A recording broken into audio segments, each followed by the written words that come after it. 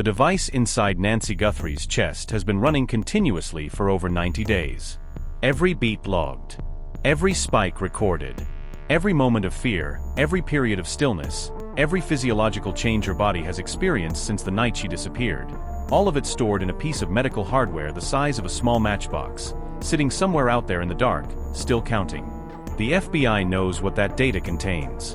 And what it contains changes the entire shape of this investigation in ways that most people have not fully understood yet.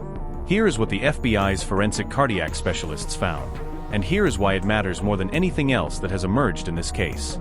The pacemaker data was subpoenaed in the first week of February. The manufacturer complied. What came back from that cloud record was not just a medical file. It was a forensic timeline of the most terrifying 41 minutes of an 84-year-old woman's life, logged with a precision that no human witness could ever match, timestamped to the second, and scientifically irrefutable. Most people know the broad outline. Nancy went missing on the night of February 1st, 2026, from her home in the Catalina Foothills neighborhood of Tucson, Arizona. But what most people do not know, what has not been explained clearly enough in any public coverage of this case, is exactly what that pacemaker recorded, what it means clinically, and what it tells investigators about the person responsible for taking her. That is what we are going to walk through today. Stay with me, because by the time we reach the end of this, you are going to understand why the FBI's own director used the word nefarious. And you are going to understand why the most important evidence in this entire investigation is still inside a woman that nobody has found yet. Let us start with what modern pacemakers actually are, because this has been consistently misrepresented and the misrepresentation matters. Most people think of a pacemaker as a heart regulator, a device that sends electrical impulses to keep a cardiac rhythm stable. That is accurate, but it is only half the picture. The other half is what makes this case so significant. Modern implanted cardiac devices are data recorders. Every heartbeat is logged. Every arrhythmia is time-stamped. Every time the heart rate spikes above the normal range, it is captured. Every time it drops below, captured. Every significant physiological change the body undergoes, fear, exertion, pain, sedation, leaves a cardiac signature that the device records and stores. And beyond that, many modern pacemakers contain accelerometers, sensors that detect physical movement and can distinguish between a person walking voluntarily and a person being carried, between someone moving under their own power and someone being transported against their will. Nancy Guthrie's pacemaker had all of this. It was also connected to a home monitoring base unit in her bedroom, a device plugged into the wall that transmitted her cardiac data continuously to the manufacturer's secure cloud platform. Not once a day. Continuously. That cloud data is what the FBI holds right now, and it is the closest thing to a living eyewitness account of what happened to Nancy that night. The sequence the FBI reconstructed from that data is precise enough to be read like a crime report. At 1:46 and 58 seconds in the morning, a front door sensor at Nancy's home detected motion. At 1:47 and 2 seconds, the doorbell camera began recording. At 1:47 and 15 seconds, an unknown male figure appeared on that footage. Masked, dressed in black, slim and athletic build, wearing gloves, carrying 2 bags. At 1:47 and 18 seconds, Nancy Guthrie's pacemaker logged a sudden, acute cardiac event. Her heart rate spiked sharply. Her rhythm became irregular. At 1:47 and 50 seconds, the masked figure moved out of frame and disabled the camera. The footage went dark. And at 2:28 in the morning, the sync between Nancy's pacemaker and her home monitoring unit stopped entirely. That is a 41-minute window. No camera. No phone. No GPS. No external record of anything. But the pacemaker recorded every second of it. Think about what that cardiac spike at 1:47 means. This was not a gradual increase. This was not the slow, natural rise of someone waking from sleep and getting out of bed. Forensic cardiologists who study this type of pattern describe it in consistent terms. It is the acute physiological response of a conscious person who is suddenly and severely frightened. The critical word there is conscious. A person taken from deep sleep does not produce this type of response at the precise moment a threat appears outside their front door. The pattern in Nancy's data is the pattern of someone who was already awake, already alert, when something outside triggered that fear response. Her heart rate spiked at the exact second the masked figure appeared on camera. Her body confirmed what the camera captured in its final moments. Nancy Guthrie was awake. She was aware. And she knew something was wrong. That detail has not been emphasized enough. It changes the emotional texture of everything that followed. After that initial spike, the data does something that investigators describe as deeply significant. The heart rate does not come back down. In a normal startle response, someone hears a loud noise, sees something unexpected, the heart rate spikes and then returns to baseline within a few minutes. Standard physiology. That is not what happened here. Nancy's heart rate stayed elevated. The rhythm shows irregularities that forensic cardiologists associate with extreme and sustained emotional distress. Not a clinical emergency, but not calm either. Not safe. The sustained elevation tells investigators one thing with complete clinical clarity. Whatever triggered that spike at 1:47 did not go away. It persisted. Nancy's body was in a sustained state of acute fear for an extended period. This is not a woman who heard a noise, looked around, found nothing, and went back to bed. This is a woman who was in the presence of a threat that did not leave. Ask yourself what it means that her fear response held steady across those 41 minutes. And then ask yourself what kind of person could look at an 84-year-old woman in that state and continue. Somewhere between 15 and 20 minutes into that window, the accelerometer data changes. This is the finding that investigators have been most measured about discussing publicly, and for good reason. The accelerometer in Nancy's pacemaker shows a shift from active movement, the pattern of a person moving under their own direction, to passive movement. The rhythm of the movement changes in a specific way. It is no longer self-generated. It does not originate from Nancy's own body. The pattern is consistent with a person being carried, being transported, being placed in a vehicle and driven away. The device inside Nancy Guthrie's chest recorded the moment she was put in a vehicle. Not a camera. Not a witness. The implanted device in her own body captured the transition and stored it in a cloud record that now sits in an FBI evidence file. That is not an approximation. That is not investigative theory. That is what the accelerometer data shows. If you have been following this case and you are watching this right now, I want to know what you make of that detail. Drop it in the comments. Because the accelerometer finding does something that very few pieces of evidence in any case do. It eliminates entire categories of alternative explanation. Nancy did not walk out of her home voluntarily at 1:47 in the morning. The sustained fear response rules that out. She did not leave under her own power 15 to 20 minutes later. The accelerometer rules that out. What the data shows is a specific and chilling sequence. Terrified. Held in place. Then moved. Then driven away. And then the most disturbing finding of all. In the final 10 to 15 minutes before the sync stopped at 2:28, the pacemaker data shows something that the FBI's forensic cardiac team has described as the most clinically significant finding in the entire analysis.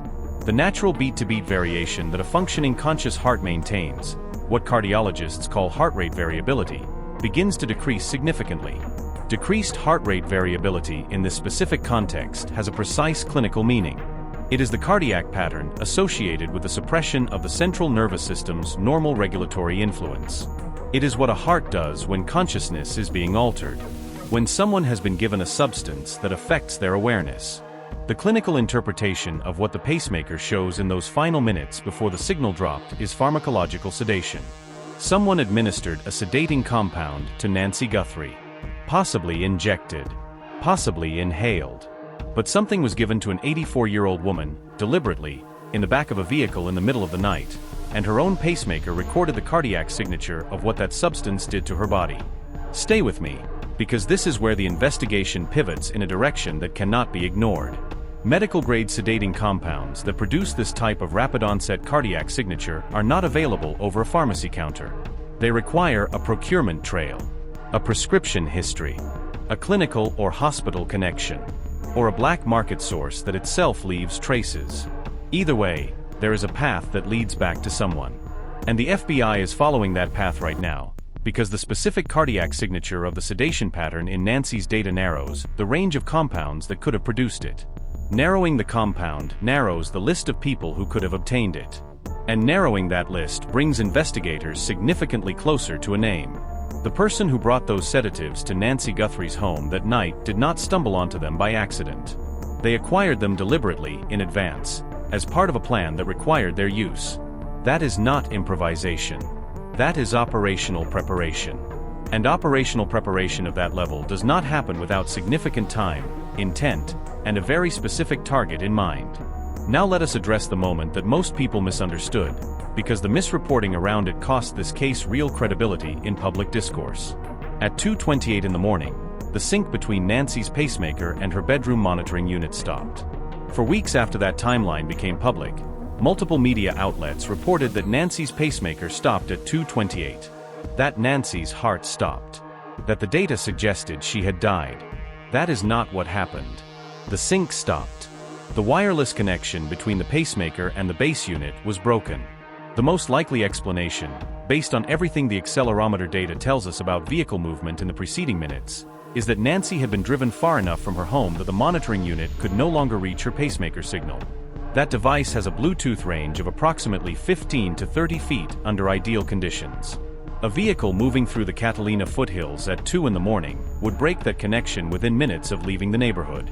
The pacemaker itself did not stop. The last data point in the cloud record shows a sedated but functioning heart. Not cardiac arrest. Not death. A beating heart that someone had chemically subdued. Nancy Guthrie was almost certainly alive at 2:28 in the morning of February 1st. And if she is alive now, that pacemaker has been recording every moment since. The full truth of those 90-plus days is sitting inside her, waiting to be read. The only way to read it is to find her. The Bluetooth detection effort deserves more explanation than it has received, because the logic behind it is directly tied to what the accelerometer data revealed. Nancy's pacemaker broadcasts a low-power Bluetooth signal approximately every 2 to 3 minutes when it is near a compatible monitoring device or clinical equipment. That signal has a range of 15 to 30 feet. To detect it, investigators need to be in the right geographic area and within that short range of Nancy's physical location. The challenge is enormous. But the accelerometer data gave investigators a constraint to work from. The vehicle movement pattern captured before the sync stopped at 2:28 suggests Nancy had been in transit for approximately 15 to 20 minutes at the moment the connection dropped. 15 to 20 minutes of travel from the Catalina foothills places a vehicle anywhere from 12 to 25 miles from her home. That geographic radius became the primary search zone. The FBI deployed signal sniffing equipment, devices using directional antennas and amplifiers to detect specific Bluetooth identifiers, mounted on helicopters flying slowly at low altitude over that corridor. When you draw that 12 to 25 mile radius on a map and look at where it falls, the highway corridor heading south toward Rio Rico and toward the Mexican border falls directly within it. Investigators are not treating that as coincidence. They are treating it as a constraint derived from the data inside Nancy's own chest. This is also the moment to address the TMZ notes directly, because the pacemaker data does something very specific to those claims. 65 days into the investigation, 2 notes were sent to TMZ. The first claimed Nancy was dead. The second, sent the same morning by the same person, claimed the sender had seen her alive in Sonora, Mexico. 2 contradictory notes from the same source on the same day. Retired FBI analysts called them fraudulent almost immediately. But here is what makes them even less credible than most reporting acknowledged. The pacemaker data at 2:28 does not show cardiac arrest. It does not show the device entering any post-mortem mode. It shows a functioning sedated beating heart at the last recorded moment. Whoever wrote that note claiming Nancy was dead was not working from any knowledge of what the FBI's forensic cardiac analysis actually contained. They were guessing. And their guess directly contradicts the most medically precise piece of evidence in this entire case. That is not a small inconsistency.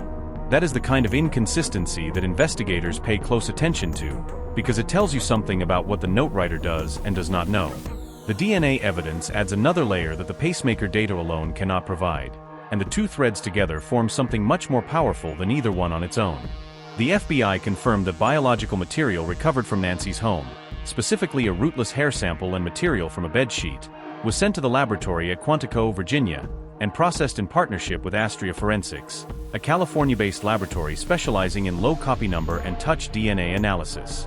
Forensic genetic genealogist Cece Moore is involved in that analysis. Her record in this field is extraordinary. She has broken cases that sat cold for decades using nothing more than degraded biological material and the expanding architecture of consumer genealogy databases. A CODI search, the National Criminal DNA Database, already came back negative. Whoever left biological material at Nancy Guthrie's home has no prior arrests, no convictions, a completely clean record. Think about what that tells us about who we are looking for. This is not a career criminal. This is not someone who has cycled through the justice system and left traces in law enforcement databases. This is someone living what appears, on the surface, to be an entirely ordinary life. Someone unremarkable. Someone whose name would not trigger any alarm in any system. Someone who could sit at a dinner table and hold a conversation and look like every other person in the room.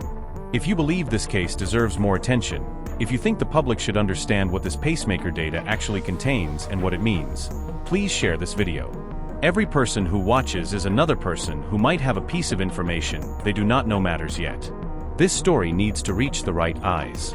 The criminal profiling dimension of this case has also been underreported in ways that matter.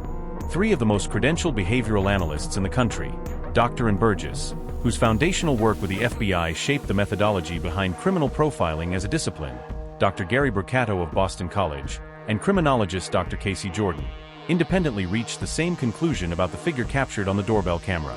The masked figure who approached Nancy's home that night was not running this operation. He was an operative. A hired presence sent to the front while someone else, someone with more to gain, someone with a deeper connection to Nancy or to her family, someone with the resources and the planning capacity to obtain controlled medical sedatives and coordinate a nighttime abduction, remained completely invisible. That framing changes everything about how we understand the suspects in this case.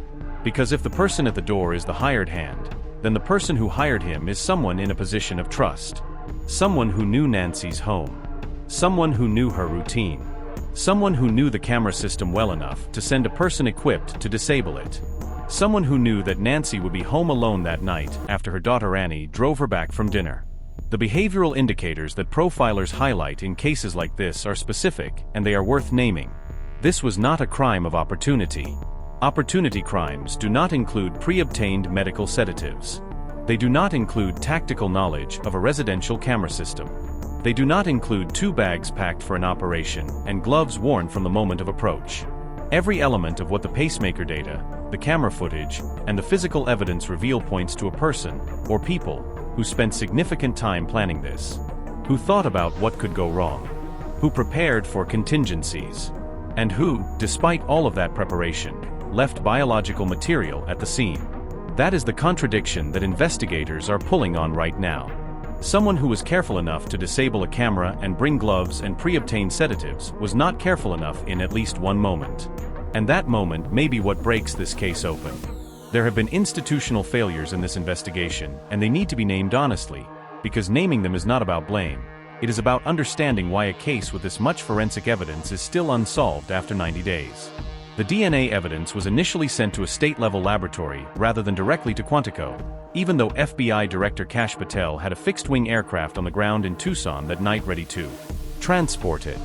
The delay that routing error created, potentially weeks in a case where days matter, is not a procedural footnote. For an 84-year-old woman, weeks are not an acceptable cost of bureaucratic friction. There was also documented jurisdictional conflict between the Pima County Sheriff's Office and the FBI, with a sitting county official publicly accusing Sheriff Nanos of allowing a personal disagreement with federal law enforcement to interfere with the investigation. That accusation has not been retracted, and the public disclosure of specific details about the Bluetooth detection effort, the geographic radius, the technology being used, the search corridor, potentially communicated to whoever is holding Nancy exactly what operational precautions they needed to take. In true crime investigations, every public statement about method is simultaneously a message to the people responsible. In this case, that message may have been received. What does the evidence, taken as a whole, actually tell us? It tells us that this was planned. It tells us that it was resourced. It tells us that the person or people responsible had access to controlled medical compounds, knowledge of Nancy's specific home and schedule, the tactical capability to execute a nighttime abduction without witnesses, and a connection to Nancy's life that runs closer than a stranger. It tells us that Nancy was alive when she was driven away from her home. It tells us her pacemaker has been recording everything since. And it tells us that the answers to the questions this case has been asking for 90 days are not lost. They are stored. Inside a device that is still running. Inside a woman who raised her children alone after losing her husband suddenly, who tended her garden, who attended her church, who had dinner with her daughter on January 31st and went home and turned off her lights and did not know that someone was already making their way toward her door. The pacemaker data gave investigators a timeline. It told them she was conscious. It told them she was terrified. It told them she was carried. It told them she was sedated. It told them her heart was still beating at 2:28 in the morning. The DNA at Quantico, under C.C. Moore's analysis, may give them a name. And the full story, every moment since that last data point, every second the device has been running in the dark, is still inside Nancy. Waiting. There is a reward of $1.2 million for information leading to Nancy Guthrie's whereabouts. If you know anything, or if someone in your life has said something that did not sit right, the Pima County Sheriff's Department can be reached at 520-351-4900. You can also contact the FBI directly. The tip lines exist for a reason. And in a case like this, with a suspect profile that points towards someone living an ordinary visible life, the tip that matters may come from someone who is watching this video right now and has been carrying a piece of information they did not know how to name. This case is not over. The questions it is asking have not been answered. The person who planned this is still out there. The woman they took is still out there. And somewhere in a location that the FBI is narrowing toward with every Bluetooth sweep and every DNA analysis and every procurement trail they follow, a pacemaker the size of a small matchbox is still running. Still counting. Still recording every heartbeat. Waiting for someone to come close enough to hear it. Share this video if you believe this story deserves to reach more people. Subscribe if you want to be here when the next update comes, because this investigation is moving and the next development could change everything we currently think we know. Leave your thoughts in the comments, your perspective on this evidence, your questions, your theories. This case needs eyes on it. Nancy Guthrie needs people who are paying attention. Keep paying attention.